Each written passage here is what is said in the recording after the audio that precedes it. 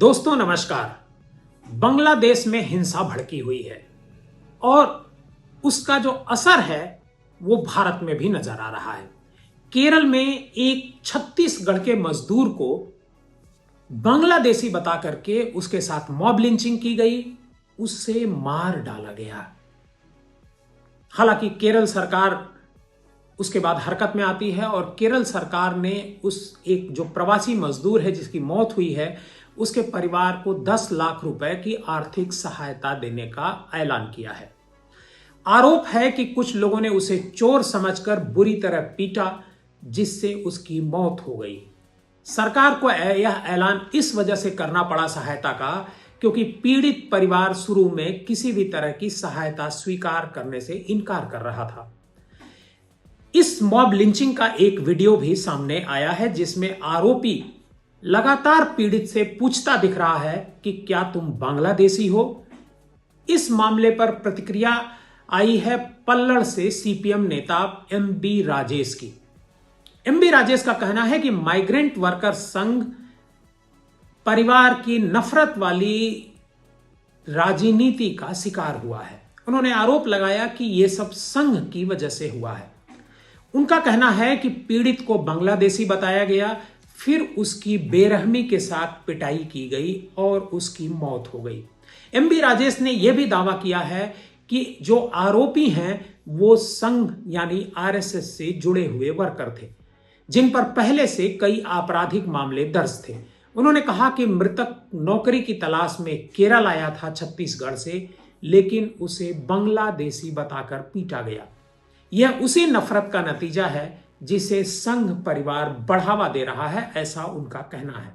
आपको बताएं कि जिसकी मौत हुई है जिस मजदूर की छत्तीसगढ़ के, उसका नाम है राम नारायण बघेल। वो छत्तीसगढ़ से चल करके केरल पहुंचता है और केरल में नौकरी की तलाश कर रहा होता है। 31 साल का राम नारायण बघेल सक्ती जिले का रहने वाला है छत्तीसगढ़ के। वह अपने एक रिश्तेदार के यहां पहले केरल में ठहरता है और नौकरी की तलाश में भटकता रहता है, इधर उधर जाता है। इसी दौरान रास्ता वो भटक जाता है और रास्ता भटकने के दौरान वो मदद मांगने की कोशिश कर रहा था, अपना रास्ता पूछ रहा था जैसा अक्सर होता है। लेकिन कुछ लोगों ने उसे चोर समझ लिया और इसके बाद उससे कई सवाल जवाब किए गए और उसके बाद ही उसकी पिटाई कर दी गई। पोस्टमार्टम रिपोर्ट कहती है कि कई गंभीर आंतरिक चोटें यानी इंटरनल इंजरीज के कारण उसकी मौत हुई है। फिलहाल केरल सरकार में राजस्व मंत्री के राजन ने कहा कि पीड़ित परिवार को 10 लाख से कम की आर्थिक सहायता नहीं दी जाएगी। वहीं इस मामले को लेकर के पलक्कड़ के पुलिस अधीक्षक अजित कुमार ने बताया कि एक स्पेशल इन्वेस्टिगेशन टीम यानी एसआईटी का गठन किया गया है। अब तक 5 लोग इस मामले में गिरफ्तार किए जा चुके हैं। जांच जारी है ताकि यह पता लगाया जा सके कि इस हत्या में कौन कौन शामिल है।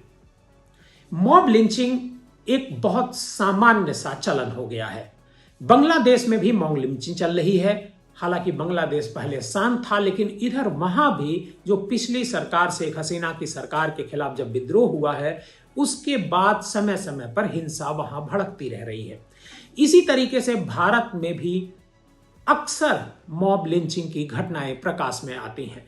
मॉब लिंचिंग के दौरान जो हमलावर हैं वो टारगेट करते हैं और टारगेट करके किसी एक धर्म संप्रदाय के ऊपर का जो व्यक्ति होता है उस पर हमला करते हैं और उसे मौत की नींद सुला देते हैं। अगर आप हमारे इस चैनल पर नए हैं, पहली बार हमारा ये प्रोग्राम देख रहे हैं, तो हमारे इस चैनल को सब्सक्राइब जरूर कीजिएगा।